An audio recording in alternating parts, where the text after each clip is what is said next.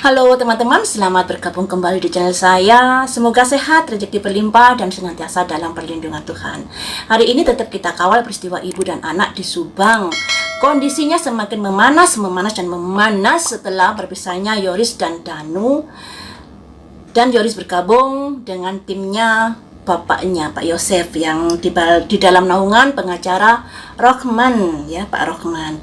Dan Pak Rohman ini sudah memberikan serangan-serangan yang bertubi-tubi kepada timnya Danu. Salah satu serangannya seperti ini. Saya baca dulu ya, sumber berita dari Dex Jabar. Langsung saja. Nih, meski belum terang siapa pelaku dan siapa ada di sekitar wajah tersebut, penasihat hukum Yosef Hidayat dan Yoris Raja Amarullah Rohman Hidayat mencurigai kepada Muhammad Ramdhanu alias Danu. Namun kini nama lain juga dimunculkan, yakni Kepala Sekolah Wahyu. Sudah pernah saya bahas ini, sudah pernah saya prediksi. Wahyu, D, terus K dan O ada sebuah hubungan yang sangat erat. Ada semacam pertemanan yang sangat erat. Dan mereka, entah mereka semuanya atau sebagian dari mereka ada komitmen ini. Makanya waktu itu saya bilang, jika ingin mendalami peristiwa ini, dalami saksi-saksi yang melihat Danu masuk di TKP. Bukan dari banpolnya, tapi dari saksi-saksi yang melihat Danu masuk di TKP. Saya sudah pernah bilang begitu, ya. Dan ternyata akhirnya Pak pengacaranya Yoris dan Pak Yosef juga mengatakan kalau dia mencurigai Wahyu juga. Cukup aneh. Wahyu yang mengundurkan diri dari kepala sekolah terjadi di saat Yosef dan Yoris kembali mengelola yayasan setelah lama berhenti akibat adanya kasus ibu dan anak di Subang.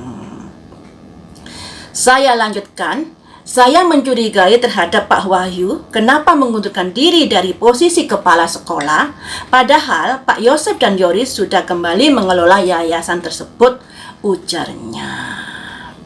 Rohman pun menjelaskan kabar pengunduran diri Wahyu dari jabatan kepala sekolah dengan alasan tidak jelas. Kami curiga ada apa sampai mengundurkan diri dengan tiba-tiba, ujar Rohman Hidayat saat dihubungi Jumat 7 Januari 2021 malam. Nggak perlu saya prediksi lagi ya masalah W keterkaitan dengan D. Sudah pernah saya prediksi, memang mereka ada komitmen. Nah, komitmen ini bentuk seperti apakah? Maksudnya ada kaitannya yang seperti apakah? Saya nggak mau prediksi. Saya hanya memberi sekedar garis, maksudnya sekedar benang merah kalau D dan W ini ada benang merahnya. Dan masalah banpol ini juga ada benang merahnya dengan Yoris, karena Yoris yang menyuruh Danu mengawasi TKP. Nah, di sini apakah Yoris bisa memutus benang merah ini dengan alasan-alasan yang masuk akal? Kita lihat saja nanti ke depannya. Karena Yoris sudah berpisah dengan Danu saat ini, ya. Jadi ini semakin seru beritanya dan kondisinya juga semakin memanas karena perpisahnya Danu dengan Yoris. Yoris merasa ada saksi yang selalu mengarang saat memberikan keterangan BAP saat diperiksa untuk kepentingan pengungkapan peristiwa ibu dan anak di Subang. Jadi, memang yang sering berubah keterangan itu saksi Danu, ungkap kuasa hukum Yosef dan Yoris Rohman Hidayat. Bahkan kuasa hukum Yoris dan Yosef mengungkapkan bahwa Danu malah seringkali mengarang cerita.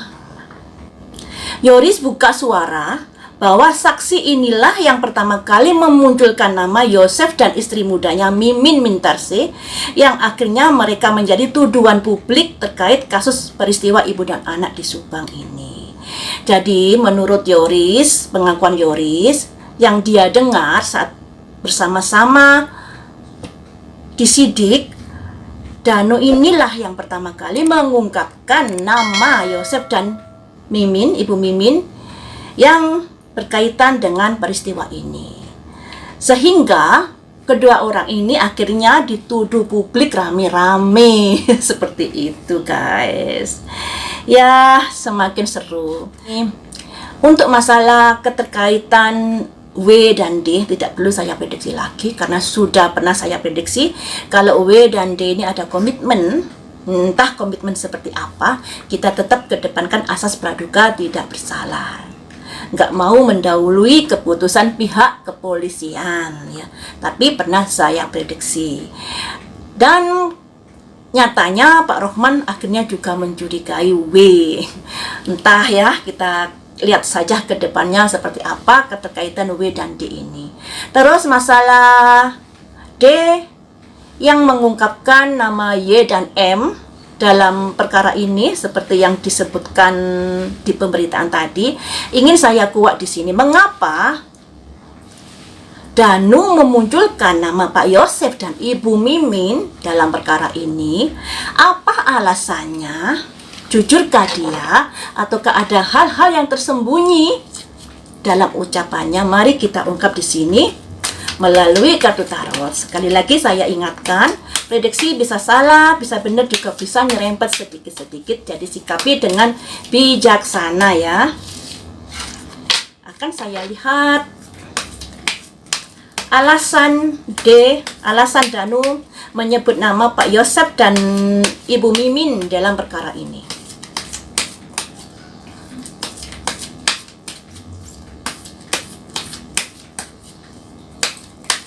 Alasan Danu menyebut nama Pak Yosef dan Ibu Mimin dalam perkara ini. Ada simbol let's go, letting go, mari pergi. Ya, mari pergi. Mari kita pergi.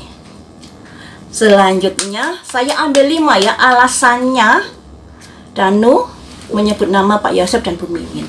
Ada simbol deception. Deception, pembisik ya, pembisik. Selanjutnya ada simbol kreatif, usaha. Selanjutnya ada simbol stuck energy. Selanjutnya ada simbol ascendant master, keinginan untuk bisa terbebas dari masalah ini. Jadi seperti ini guys, seperti ini. Saya dibully silakan, karena di sini mungkin tidak seperti yang kalian harapkan, karena idola kalian. Kartu-kartunya ini sangat-sangat nggak bagus untuk Danu. Saya artikan apa adanya dan kalian juga bisa mengartikan sesuai versi kalian. Saya lihat kamus dulu ya guys. Saya kurang hafal arti-artinya ini, biar nggak ada kesalahan nanti dalam mengartikan. Kita artikan bareng-bareng ya. Ada simbol letting go, yang artinya melepaskan, ya, melepaskan ucapan. Karena ada simbol decepsi. Decepsi itu penipuan. Oh, ada nggak jujurnya di sini sebagai bentuk dari kreatif, usaha-usaha. Terus ada simbol stuck energy. Apa stuck energy itu ya? Sebentar saya artikan, lihat kamus dulu. Kayaknya energi yang tertahan, stuck energy itu ya. Kita lihat dulu. Stuck energy. Energi yang macet. Jadi dari 4 kartu ini, si Danu ini mengatakan menyebut nama Pak Yosef dan Bu Mimin dikarenakan dia ingin melepaskan diri dari keterkaitan masalah ini. Juga di sini tidak ada kejujuran yang sudah dikatakan Danu. Ada simbol ini deception, penipuan yang sudah dia lakukan. Adanya ketidakjujuran di sini sebagai bentuk usaha untuk melepaskan dirinya yang ada hubungannya dengan energinya yang macet, yang artinya dia nggak bisa berkutik dalam hal ini. Makanya dia untuk membela dirinya dia menyebutkan nama Pak Yosef dan Bu Mimin di sini. agar ada kondisi di mana dia bisa terbebas dari perkara ini. Jangan bilang saya belain Pak Yosef dan Bu Mimin loh ya, karena artinya kartu seperti itu. Ada letting go, melepaskan. Terus ada deception, penipuan. Ada simbol creative endeavor, kreatif usaha. Ada stuck energy, terus ada simbol ascended master. Keinginan untuk bisa terbebas dari perkara ini. Kalian bisa artikan sendiri sesuai versi kalian. Tapi versi saya tadi seperti itu karena pertanyaannya apa alasan Danu menyebut nama Pak Yosef dan Bu Mimin dalam perkara ini. Di sini ada simbol ketidakjujuran Danu dalam pengungkapannya karena dia sudah terdesak, stuck energy. Energi yang macet, mau kanan, mau kiri, mau depan, mau belakang sudah nggak bisa berkutik. Akhirnya dia mengucapkan nama itu. Nah, saya dibayar berapa oleh Pak Yosef? Pasti ada yang bilang begitu. Waduh, nggak ada untungnya saya berpihak ya guys, karena saya lebih berpihak pada profesi saya. Jika saya membela salah satu dan mengarahkan kartu ini untuk siapa, tentunya bisa nggak cocok prediksi saya. Tapi kalian bisa menilai sendiri dari sekian lama saya mengawal prediksi ini, 4 bulan saya mengawal kasus ini, prediksi saya mungkin ada yang tembus dan tidak. Kalian nilai sendiri berapa persen prediksi saya yang sudah nyerempet tembusnya. Jadi seperti itu ya teman-teman. Kalau Danu mengungkapkan nama Yosef dan Ibu Mimin sebagai bentuk dari keterpaksaan dia, dari energi dia yang macet karena dia nggak berkutik untuk melindungi dirinya, makanya dia menyebutkan itu, dan itu sebagai bentuk ketidakjujuran Danu terhadap perkara ini. Tapi kita tetap mengedepankan asas praduga tidak bersalah, karena pihak polisi juga belum mengungkapkan siapa pelakunya. Dan Danu ini tentunya nggak sendirian dalam perkara ini, pasti mempunyai teman. Nah, temannya siapakah ini? Ya, semoga saja cepat ketemu ya, semoga saja cepat ketemu. Jadi prediksi saya seperti itu. Berseberangan dan tidak dengan kalian, wallahu alam. Saya sekedar mengartikan dari kartu keluar yang keluar ya. Saya di sini tidak berpihak pada si A atau si B. Tidak ada bayaran yang saya terima. Saya murni mengawal peristiwa ini sesuai dengan kemampuan saya. Menguak sesuatu yang masih misteri, sesuatu yang masih belum terungkap. Ya, semoga saja dengan bantuan saya ini, peristiwa ini bisa terungkap dengan secepatnya. Paling tidak dengan prediksi-prediksi ini, Bapak polisi mempunyai dan kemudian ditindaklanjuti. Atau memang pihak polisi sudah mengetahui hal ini, tapi karena sulitnya mencari alat bukti sehingga perkara ini berlarut-larut. Kita tetap mengedepankan asas praduga tidak bersalah di sini, sekalipun prediksinya seperti ini, tetap kita kedepankan asas praduga tidak bersalah. Tidak ingin mendahului dari pihak kepolisian. Tentunya Danu mengungkapkan itu tentunya ada alasan-alasannya, dan alasannya sudah keluar di situ versi tarot saya ya. Demikian saja teman-teman, lain waktu kita sambung lagi dengan prediksi yang lainnya. Semoga peristiwa ini cepat terkuat. Terima kasih sudah setia menonton di channel saya.